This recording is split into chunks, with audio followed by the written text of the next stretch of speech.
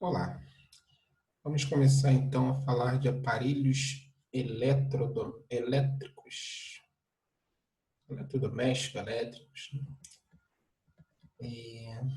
Então, vamos começar falando da produção de eletricidade em si, né? Já que se a gente vai falar de aparelhos elétricos, a gente precisa saber eletricidade, de onde vem essa eletricidade que alimenta essas tomadinhas aqui, né, para esses aparelhos.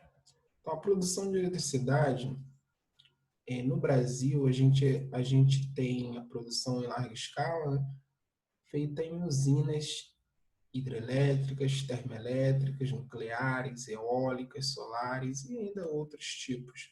A maioria são usinas hidrelétricas, cerca de 72%, termoelétricas, elas variam, né? Elas variam no Brasil geralmente fica entre 12% e 27%, né? Que depende de alguns momentos de baixa produção nas usinas hidrelétricas. As nucleares a gente só tem uma usina nuclear, que é a usina de Angra, a usina nuclear de Angra, que representa 5% da produção de energia no Brasil. Eólica e solar ainda são poucas, mas vem crescendo. A eólica já está próximo de 4%, mas vem crescendo. A distribuição. Então, a distribuição é feita lá nas usinas. Vou mostrar aqui a hidrelétrica, já que representa mais de 70%. Vamos pegar como base a hidrelétrica, mais de 70% no Brasil. Outros países, ela também é muito grande, como na Suíça. Mas aqui no Brasil, ela representa a maior parte da produção de energia. Então, a usina é feita, a energia é gerada lá na usina, lá nas quedas d'água. A gente vai falar um pouco melhor sobre isso, como isso acontece já já. Essa geração é feita, essa energia é mandada para um transformador, o gerador manda para um transformador para mandar isso para uma alta tensão, e a gente vai falar já já o que é tensão.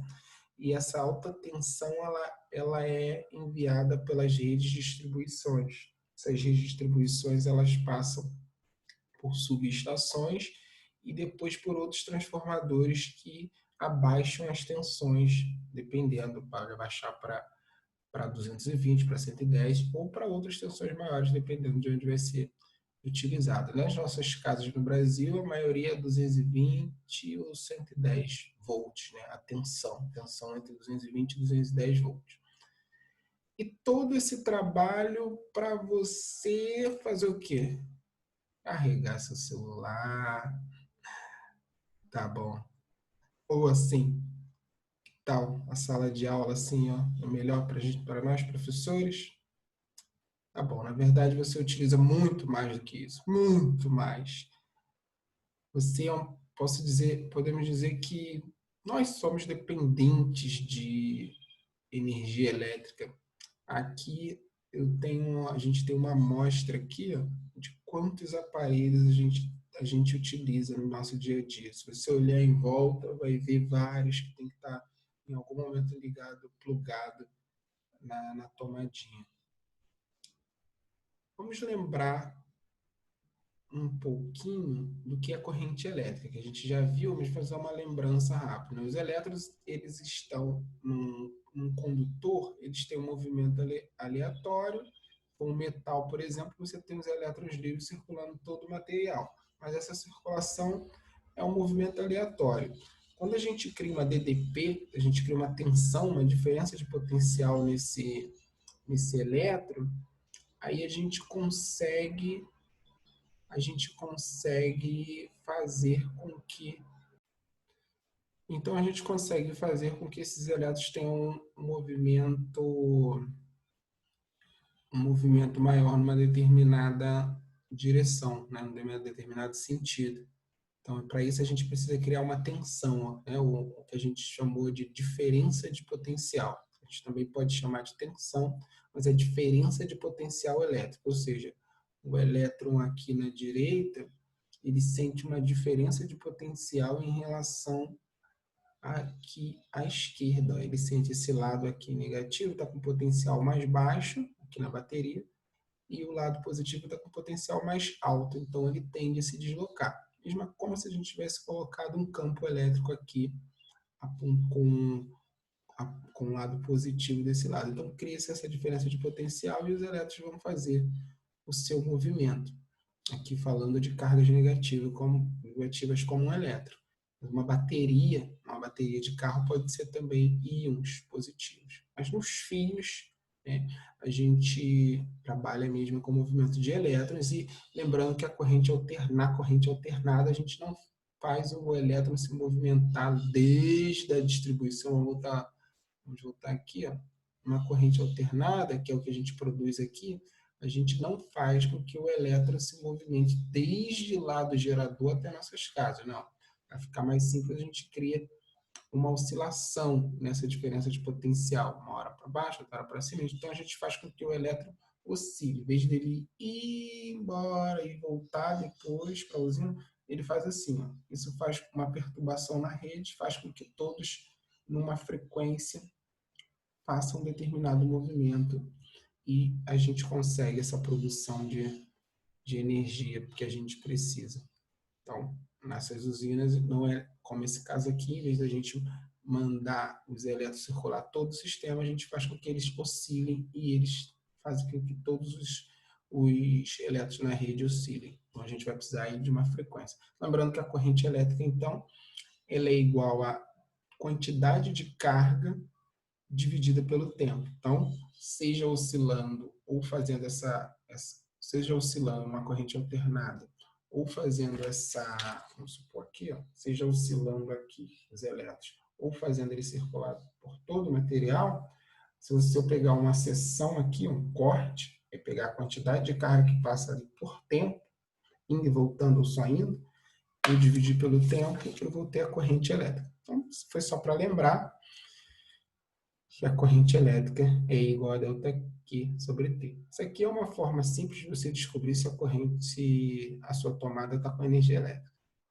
Brincando, não faz isso não, nada de botar o dedo na tomada. Por isso que as nossas tomadas agora elas estão até um pouco mais fundas, né? Esse novo formato, que é para não ter acidente com crianças. Variedade de eletroeletrônicos. Qual é a transformação de energia elétrica para esses aparelhos? Peguei aqui alguns aparelhos, ó, ferro elétrico, lavadora, televisão, micro-ondas, uma lâmpada incandescente, um celular. Todos eles utilizam a energia elétrica. Quando a energia elétrica chega neles, eles transformam a energia em algum outro tipo de energia. Deixa de ser energia elétrica para ser um outro tipo de energia. Então, que tipo de transformações que a gente tem aqui? Então, no ferro, ela é essencialmente a transformação térmica, né? Você deixa a energia elétrica passa a ser uma energia térmica. No ferro de antigamente, né? Os seus avós, né? Eles tinham os ferros que esquentavam no fogão, a lenha ou a gás. Então, você pegava energia térmica direto para energia térmica para as roupas. Aqui não. A gente vai passar uma corrente num fio e esse fio aquece com essa corrente, né, que a gente chama de efeito Joule. E aí isso faz com que essa chapa metálica fique quente. Então a gente está transformando a energia elétrica em energia térmica. Na lavadora a gente usa uma transformação diferente. A gente não precisa aquecer as roupas aqui. Se fosse secadora, a gente faria mesmo uma transformação semelhante à do ferro. Mas não, uma lavadora. Então, a gente transforma a energia elétrica. Quando a energia elétrica chega aqui, que transformações que ela faz? Primeiro, e essencialmente mecânica, né? Porque você quer que aquele motor gire aquela base da máquina, que é o que ela lava. Em vez de você pegar a roupa e fazer assim, a máquina dá uma sacudida na roupa e junto com sabão em pó ali remover as sujeiras da sua roupa. Mas uma outra transformação que a gente percebe é a sonora, né? Essa máquina geralmente ela faz um barulho bacana. Então, embora não seja do nosso interesse, a gente também transforma a energia elétrica em energia sonora. Então, é uma perda de energia isso, mas é pela própria mecânica da máquina. Máquinas um pouco mais caras, você consegue um sistema para diminuir esse ruído e diminuir a perda de energia pelo próprio material. Outra perda muito significante, se você botar a mão lá próximo do motor, você vai ver, é energia térmica. Não é do nosso interesse aqui produzir energia térmica, mas a gente sempre vai perder um pouco de energia para a térmica. Todos esses aparelhos vão aquecer um pouco. Então, o único que a gente quer que aqueça mesmo é o ferro elétrico. Mas a gente sempre vai perder um pouco de energia que a gente quer transformar, a gente sempre vai perder um pouco para energia térmica. Isso a gente chama de dissipação de energia. Então, isso vai diminuir o rendimento da sua máquina. Todas as suas máquinas vão ter uma perda de rendimento, porque sempre a gente vai ter uma dissipação para energia térmica. A televisão, por exemplo, quais são as transformações que ela faz? Primeiro, energia luminosa, principais, né? Que a gente quer energia luminosa e energia sonora. Essas são as duas transformações que a gente quer. Entrar energia elétrica lá pela tomada e a energia elétrica trabalhar para transformar a sua energia, a energia dos elétrons em movimento, em energia luminosa para a gente ver as pessoas lá e energia sonora para a gente ouvir. Então, no início, a televisão, por exemplo, ela não era produzida com som, né? O cinema, no caso. Agora a gente tem as duas informações. Mas, se você passar a mão atrás da televisão, você também vai ver que ela está quente, porque ela tem também uma dissipação de energia. E as televisões mais modernas tentam diminuir essa perda, mas ela também tem. Celular. Quais as transformações que o celular faz? Transformação de energia elétrica. Aqui você tem uma bateria. Né? Primeiro você tem uma bateria, geralmente de lítio, cobalto, que ela acumula uma energia que ela recebe das nossas tomadas, né? Quando a gente bota para carregar o celular, então essa bateria ela acumula uma energia como se fosse uma pilha, e depois essa energia química ali da bateria, então a energia elétrica foi transformada em energia química da bateria, e a energia química da bateria é transformada em energia luminosa, para a gente ver o que está acontecendo no celular, e energia sonora, né? Acho que essas são as principais que a gente quer no celular, energia luminosa e energia sonora. Agora, muita gente usa o celular também como uma lanterna. Então, também aí ela é essencialmente luminosa nesse caso. Então, luminosa e sonora são as principais transformações que a gente tem de energia no celular. Agora, você sabe muito bem, você tem seu celular, que esse aparelhozinho, ele aquece. Às vezes você bota a mão nele e ele está bem quentinho. Então, você vai perceber que também tem uma dissipação de energia ali. Essa daqui, ó, essa aqui é uma lâmpada incandescente. Quais as transformações de energia? Então, ela transforma a energia elétrica, os elétrons vêm, eles passam aqui nesse filamento, geralmente é de um metal chamado tungstênio, que é um metal muito resistente, né? Se fosse, por exemplo, o cobre, como é um filamento muito fininho, o cobre facilmente romperia, mas o tungstênio ele é bem resistente. Então, você pega um filamento, pega um fiozinho de tungstênio, vamos supor que isso aqui fosse um fiozinho dentro da lâmpada, pega um fiozinho, como ele é bem fininho, você passa uma corrente grande ali, esses elétrons eles estão passando por um fiozinho pequeno, eles aquecem tanto aquele fiozinho, que esse fiozinho tão quente ele começa a irradiar ondas eletromagnéticas na faixa do visível. Então, essa é a ideia, essa é a esperteza ao criar uma lâmpada incandescente.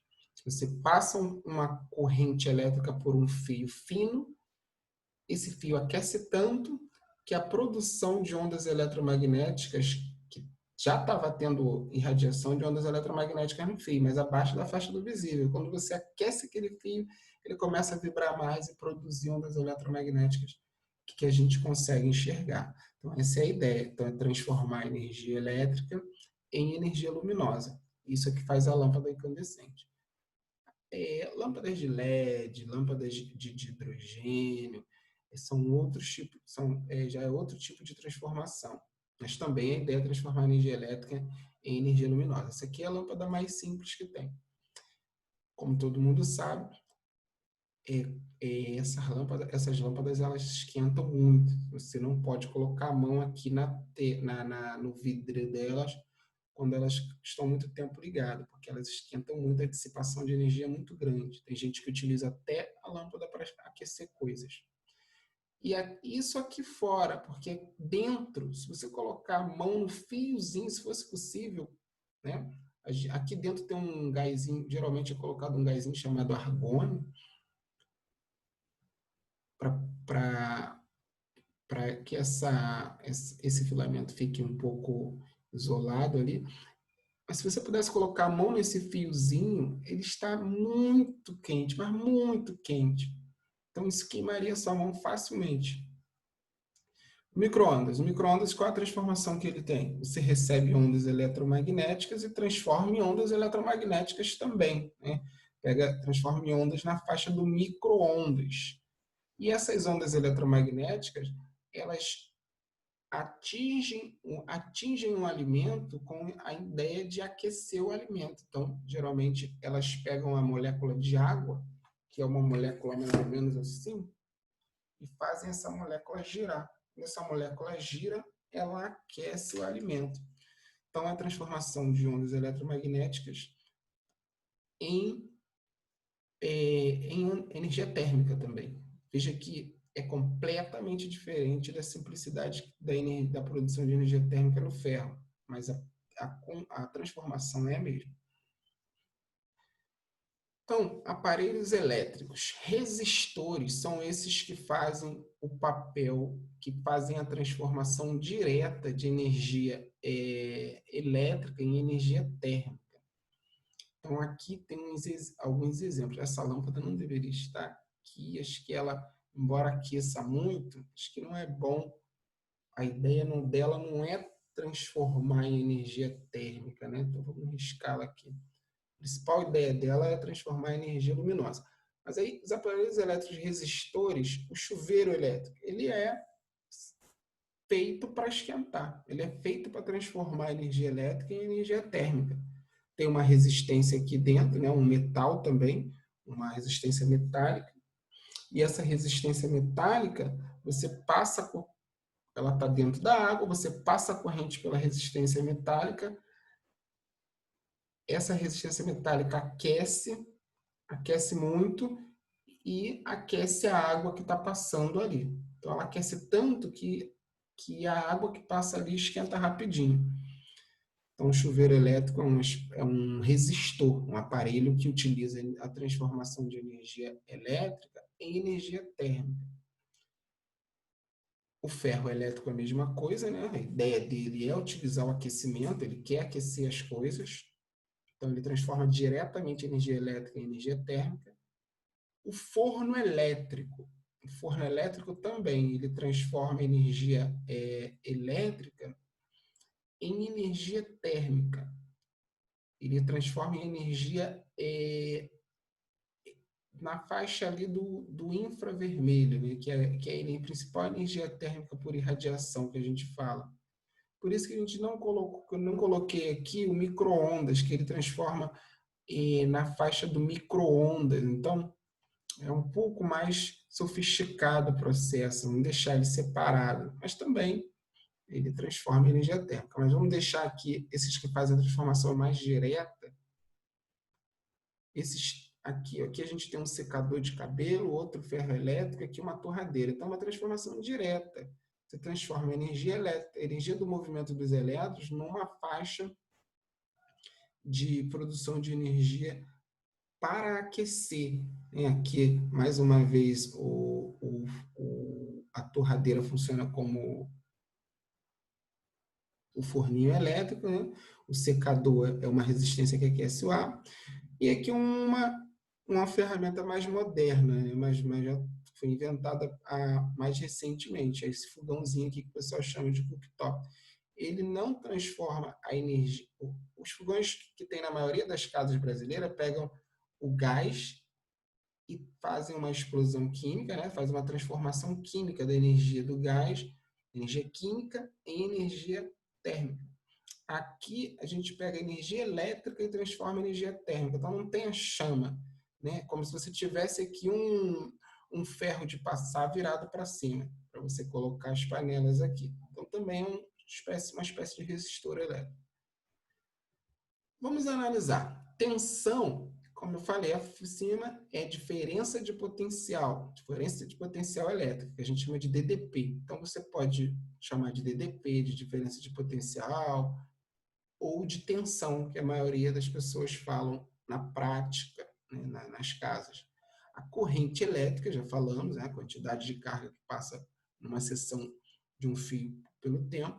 A potência é a taxa de transformação de energia, ou seja, num ferro elétrico, quanto de energia elétrica que você consegue transformar em térmica por unidade de tempo. Isso vai depender também aqui de girar esse botãozinho aqui. Nesse botãozinho ele pode colocar uma potência maior ou menor. Mesma coisa o chuveiro elétrico. Às vezes está escrito lá 1, 2, 3, 4. É a quantidade de energia elétrica que ele vai transformar em térmica por unidade de tempo. Frequência, como a gente está falando de energia alternada, principalmente, que são as energias que vêm para nossas casas, eu disse que o elétron ele vibra. Então, frequência é a quantidade de ciclos que ele faz por segundo. Se ele fizesse 2 vezes por segundo, foi e voltou em 1 segundo, indo e voltando em 1 segundo. Agora, na verdade, nas nossas redes, a frequência é entre 50 e 60 Hz, ou seja, 50 e 60 ciclos por segundo que esse elétron faz nos nossos fios. Resistência elétrica. O que é resistência elétrica? Experimentalmente verificamos que aparelhos diferentes, sob mesma diferença de potencial elétrica, apresentam diferentes correntes elétricas. Então, você coloca lá os terminais do material, entre os terminais, uma diferença de potencial. Dependendo do material, a gente vai conseguir correntes elétricas diferentes. E essa dependência a gente chama de resistência elétrica, porque tem material que vai apresentar uma dificuldade maior para os elétrons atravessarem ele, ou para os elétrons passarem por ele, ou vibrarem sobre ele. Então, isso a gente chama de resistência elétrica. Então, a mesma diferença de potencial para 2 aparelhos, para 2 fios, mas você vai encontrar aparelho que vai apresentar corrente elétrica maior do que outro. Essa daqui é uma lei muito importante, que é a lei de Ohm. A gente observa para muitos materiais essa relação aqui entre resistência elétrica e a diferença de potencial, né? A corrente elétrica e a diferença de potencial. Então, se eu coloco uma diferença de potencial entre os terminais de um fio e meço a corrente elétrica que passa por ele, esse material ele vai ter uma resistência, né? Essa constante aqui, ela é a resistência do material. Então, cada material vai ter a sua resistência. Isso pode variar. Se eu aumentar muito a DDP, isso pode variar, isso pode mudar a resistência. Mas numa boa faixa, a gente consegue uma relação legal. Então, essa lei aqui, lei de Ohm, ela funciona para muitos materiais. Para muitos materiais, ela funciona numa determinada faixa. Se aumentar muito a DDP, ela já não obedece essa lei. Mas se você tiver um material que uma determinada faixa de DDP, uma faixa de diferença de potencial, você consiga que esse material obedeça a essa lei, então você diz que naquela faixa o resistor é ôhmico. Ele obedece a lei de Ohm, U igual a R vezes I. Então você pega, para calcular DDP num fio, você calcula a corrente e calcula a resistência. Ou se você quer descobrir a resistência, você bota uma DDP que você conhece, utilizando lá um multímetro, né, para saber, calcula a DDP, a diferença de potencial, e mede a corrente. Aí você vai ter uma resistência você vai poder calcular a resistência. Eu vou pegar aqui uma pilha. pilha. Essa pilha aqui, por exemplo. Com essa pilha, você consegue dizer qual a cor, qual a DDP. Olha, dá para ver aqui, ó. Deixa eu ver.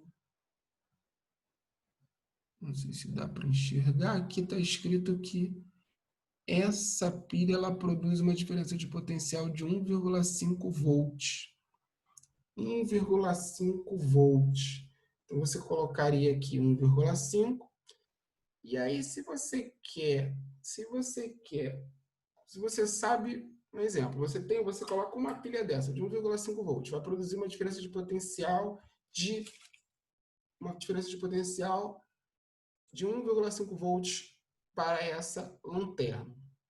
Você sabe que essa lanterna tem uma resistência de 1 ohm, um exemplo. Então, se essa lanterna vai ter uma resistência de 1 ohm, ela vai produzir uma corrente aqui, uma corrente elétrica de 1,5 ampere.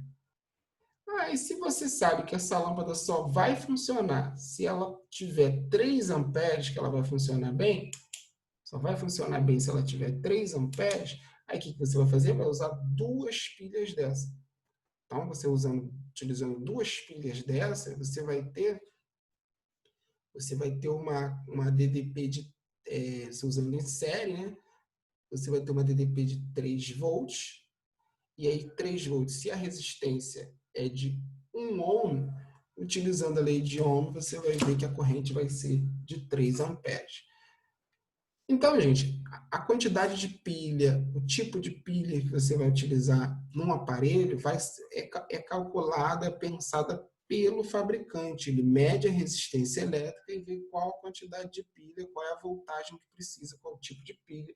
Tem essa pilha de 1,5 volts, mas existem pilhas mais fracas. Existem pilhas, eu tenho aqui, existem pilhas mais fracas para aparelhos que precisam de uma DDP menor ainda, como controle de portão, né, que usa aquela bateria um pouco menor. Então, tudo isso vai depender também do formato do aparelho que você tem.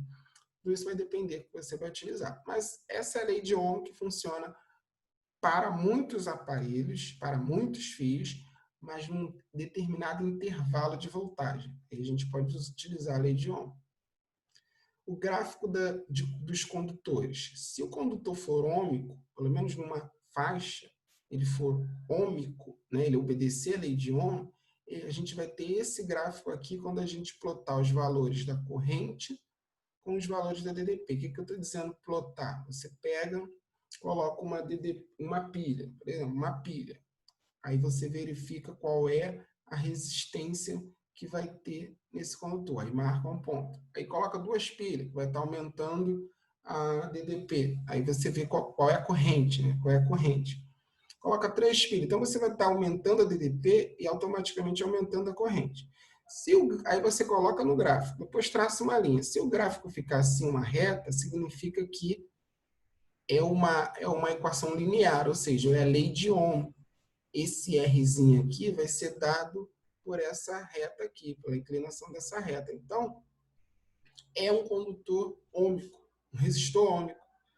Se ele não for ômico, quando você for lançando os valores aqui, você vai lançando os valores, e aí você vai colocar tudo no gráfico e vai ver que ele vai fazer uma curva. Então, ele vai fazer uma curva.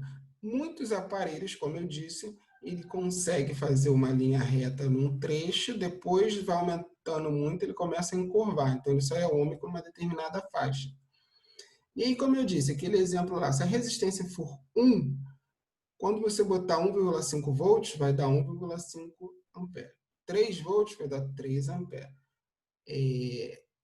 4,5 volts vai dar 4,5 amperes. E aí você vai ver que essa linha aqui é uma linha reta. Se você botar isso no gráfico, você vai ver que é uma linha reta e a resistência é 1. Se a resistência for 2, aí vai ser o dobro, 1,5 vai dar 3 amperes, então vai ser mais inclinada um pouco. Tá? Então vamos a um exemplo de utilização da lei de Ohm. Quando submetido a uma diferença de potencial de 5 volts, um condutor é percorrido por uma corrente elétrica de 25 mA. Se submetido à diferença de potencial de 25 volts, é percorrido por uma corrente elétrica de 100 amperes. Antes de resolver, vamos analisar a questão. Então, ó, eu pego o material, ok, e coloco uma diferença de potencial. Suponhamos que a gente tivesse uma pilha de 2,5 volts. Eu poderia colocar duas pilhas em série. Eu teria 5 volts de diferença de potencial. Duas pilhas de 2,5. Então, eu peguei o material e coloquei sobre uma diferença de potencial de 5 volts. Medi a corrente. E aí a corrente deu 25 miliamperes. Todo mundo sabe que milha, esse Mzinho aqui, ele é um múltiplo, né? Ele quer dizer 10 a menos 3. Então, eu estou falando de 25 vezes 10 a menos 3 amperes. E isso eu vou lançar no gráfico. Achei. Quando eu botei 5 volts, eu encontrei 25 miliamperes. E aí, quando eu aumentei essa diferença de potencial, foi para 25 volts, no caso da pilha, coloquei mais pilhas até chegar a 25 volts, eu medi a corrente e achei 100 miliamperes. Então, foi de 25 miliamperes para 100 miliamperes. Eu coloco aqui no gráfico também. E vejo se vai dar um valor constante para a resistência. Aí eu vou saber se é ômico ou não. Qual o valor da resistência elétrica desse condutor em cada caso? Esse condutor é ômico? Então a ideia é essa, eu vou medir, vou utilizar a lei de Ohm, utilizo a lei de Ohm para saber. Boto a DDP aqui, no primeiro caso 5 volts, e a corrente 10 a menos 3 amperes, né? 10 a menos 3. E no segundo caso, 25 volts, e a corrente deixa eu ver aqui, 10 a menos 3 só não, né? 25 vezes 10 a menos 3. Então, a corrente no primeiro caso é 25 vezes 10 a menos 3 e a DDP 5 volts. No segundo caso, a DDP 25 volts e a corrente 100 miliamperes, 100 vezes 10 a menos 3. Então, o que eu tenho? Eu utilizo essa equação para os dois casos. Se nos dois casos a resistência der igual, eu posso dizer que é um resistor ômico. Se der diferente, é um resistor não ômico. Vamos para os cálculos. Então, a resistência, se vocês vão ver em muitos casos a DDP como U, em outros casos vocês vão ver aparecer como V, aqui está V. Então, vamos lá. Resistência. Se a lei de Ohm é U igual a RI, se eu quero R, eu vou jogar o I para o outro lado, dividindo, vai ficar U, ou V, né, dividido por I. Qual é a DDP no primeiro caso? 5 volts, dividido por 25 vezes 10 a menos 3. Então, eu vou dividir aqui. Se eu simplificar aqui, ó, dividir por 5 em cima e embaixo, eu vou ficar com 1 sobre 5. Então, 1 sobre 5 é 0,2. 0,2. E aí, multiplicado 0,2, esse 10 a menos 3 aqui, ele sobe. Então, era 10 a menos 3 embaixo, vai ficar 10 a mais 3 em cima. 0,2 vezes 10 a terceira, eu vou andar 3 casas, vai ficar 200 ohms. No segundo caso, eu tenho 25 volts dividido por 100 vezes 10 a menos 3. E eu vou achar 250 ohms. Esse resistor é ômico? Pois é, deu para ver que ele não é e não vai dar um gráfico linear como esse aqui. Eu continuo achando valores, ele vai entortar. Então, o resistor não é ômico, pois a resistência não é constante. Não apresenta um gráfico linear entre DDP e corrente. As pessoas utilizam muito esse triângulo da lei de Ohm.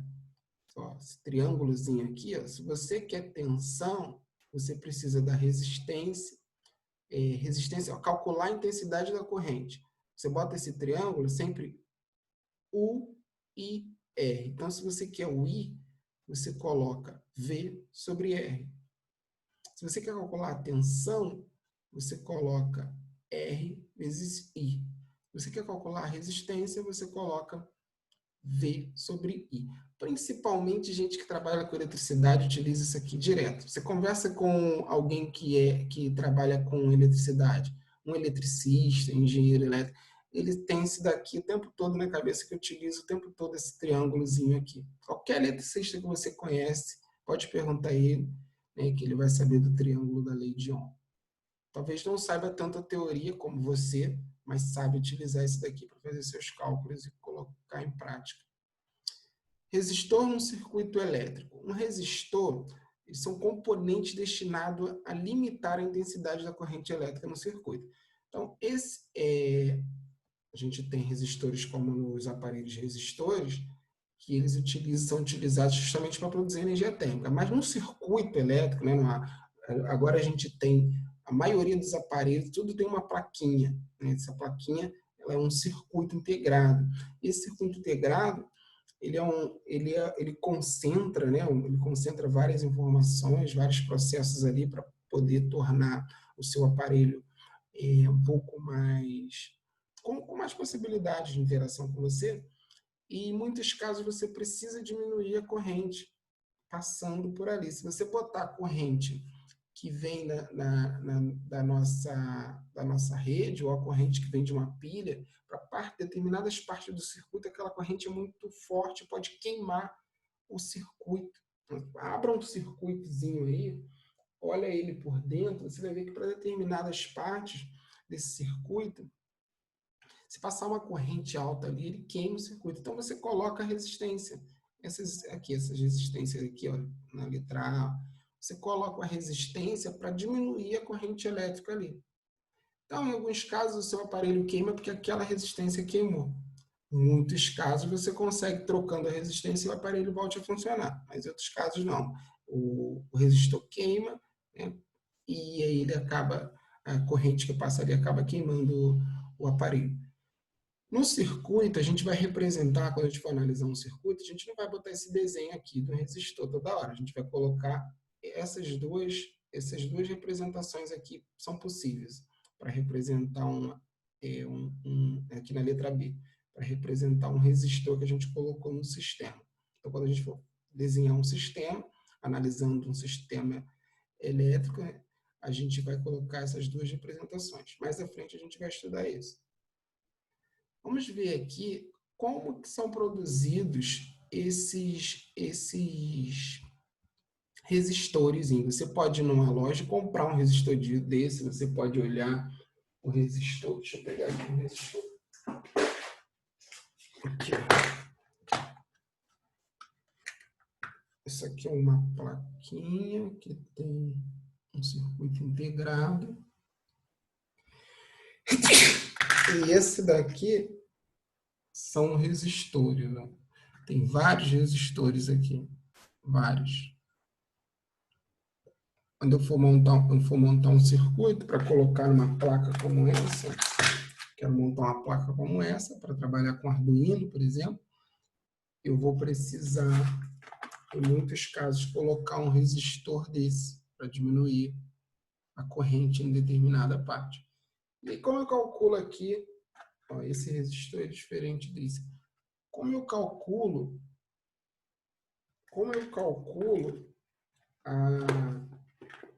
o valor desse resistor? Então, existe um código de cores para determinar a intensidade, o módulo desse resistor.